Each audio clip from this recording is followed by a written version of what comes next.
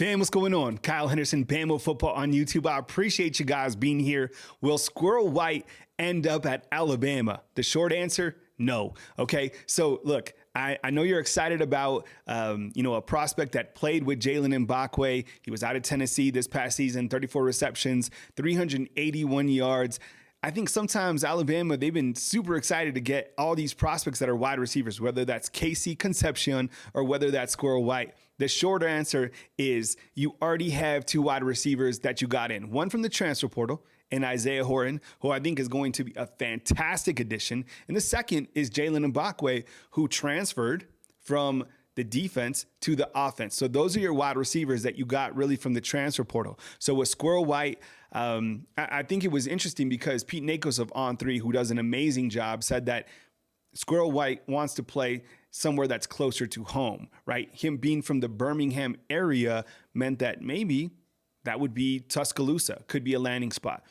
But I think Alabama is really happy with their wide receivers. Probably not right now because of the lack of depth, right? You only have 4 guys that were on scholarship, so you move Jaylen Mbakwe. Now you have 5. But I think when you look to the 2025 wide receiver room, it's a healthy wide receiver room.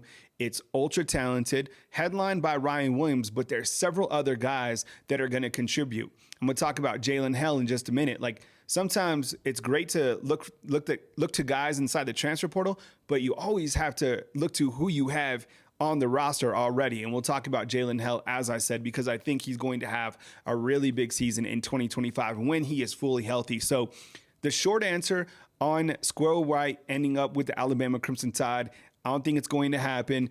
We wish him the best. And then when I was kind of, reading into how Tennessee fans felt about Squirrel White, they weren't that disappointed that he left. They said that he lacked speed. They didn't feel he was a game breaker. Some people were like, yo, he's a good player, but maybe not for here. So that's what we got on Squirrel White. So I wouldn't lose sleep over that. Same thing with Casey Concepcion. I think that ship has sailed, and we wish him the best in terms of those wide receivers. Let's talk about Jalen Hale, because I think this is probably one of the best stories coming out of the ReliaQuest Bowl. You know, listening to Coach Kalen DeBoer early in December, talking about Hale, I didn't anticipate him being actually practicing with the team. To see him with a knee brace and making catches. Like, I just saw a video on X by Nick Kelly of AL.com. Turns back, and he has a one-handed catch.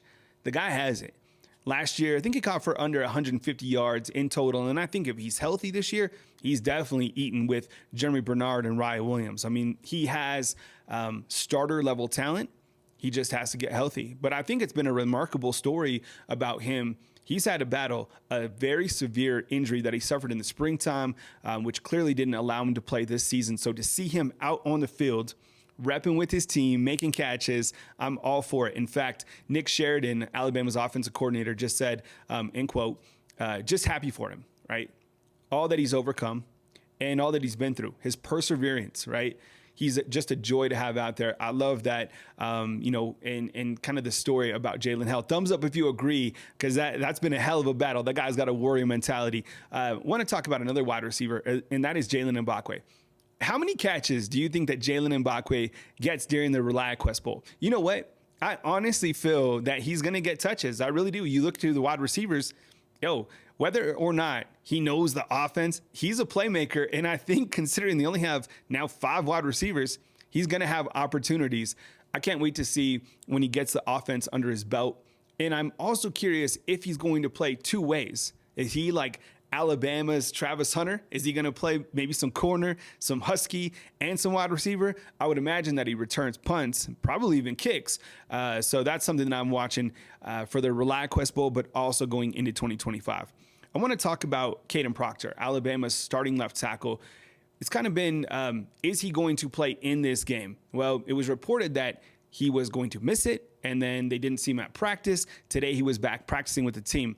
Still listing him as questionable, and I think why that is interesting to follow is that if he doesn't play in this game, you have Elijah Pritchett and Wilcom Formby starting at the tackle position. Each of those guys struggled this past season. Now, you could look at it on 2 sides. Number one, you could be worried if these guys do start, maybe Alabama's offense is going to be in trouble. But on the other side, maybe these guys will step up and they will get more experience during this game against Michigan. So we'll keep you posted. I'm starting to feel like Kaden Proctor will play in this game. Remember, he missed the first couple of games this season with a shoulder injury. So we'll keep you posted on news that happens. This is interesting. So you have 5 early enrollees that are already participating at practice with the Alabama Crimson Tide. Justin Hill, Ivan Taylor, Marshall Pritchett, Daryl Duke Johnson, and Luke Metz. Pretty amazing to think about. These guys were in high school recently, and now they are participating in practice with the Alabama Crimson Tide.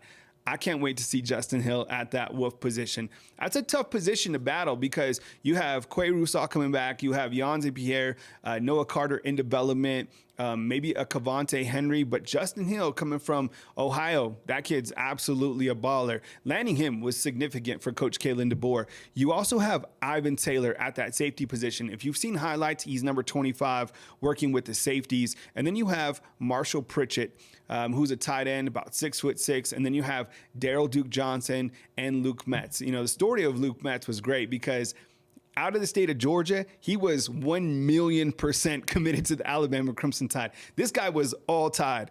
And you know, Kirby Smart wanted him to be a Georgia Bulldog, but this guy was one of the biggest pledges and really stuck to his word. Last thing I want to hit on, a couple things. Jeremy Bernard and Jamarian Latham, they were each asked about the future with Alabama. Have they made the decision to go to the NFL or return for 2025? You know, thinking about it, there hasn't been a lot of guys to really make an announcement for Alabama, you know, going into the season. I think Jam Miller, Parker Brailsford, but other than that, most of the captains or the guys that could come back or go to the NFL, they really haven't announced. And I think they've really been locked into this game. You know, I was listening to Kane Womack. You know, they want to win this game. Just as Michigan does, so does Alabama. Call it a glorified exhibition or whatever. I think a lot of these guys are locked into this game, but I also feel that a lot of these guys need, you know, a couple extra big plays or one more big game to really solidify their NFL draft stock. So I'm watching Jeremy Bernard. I feel, if I had to guess right now, I feel he comes back. I feel that Jamarian Latham, he comes back. You know, the thing about Latham is he has a lot of versatility. He could play the wolf position as he was towards the end of the season. He could play the bandit position. He has a lot of experience. So we'll continue to keep you posted on which players declare for the NFL. Other guys are watching just off the top of my head. Damani Jackson, LT Overton, guys like that. I would imagine that Jalen Milroe does make a decision to go to the NFL. I'm still seeing him as number 3 on draft boards at the quarterback position behind Shedeur Sanders and Cam Ward, and then you have Jalen Milroe. So that's kind of where things sit. As news comes in regarding the Alabama Crimson Tide, we got you covered right here on Bama Football on YouTube. We appreciate you guys watching. Please take a minute to hit the thumbs up and let us know what you're thinking inside the comment box regarding Alabama and Michigan. How about this? Can you drop an early score prediction for us inside the comment box? Thank you very much for watching. We appreciate you guys, and we'll catch up with you guys soon as news happens right here on Bama Football on YouTube.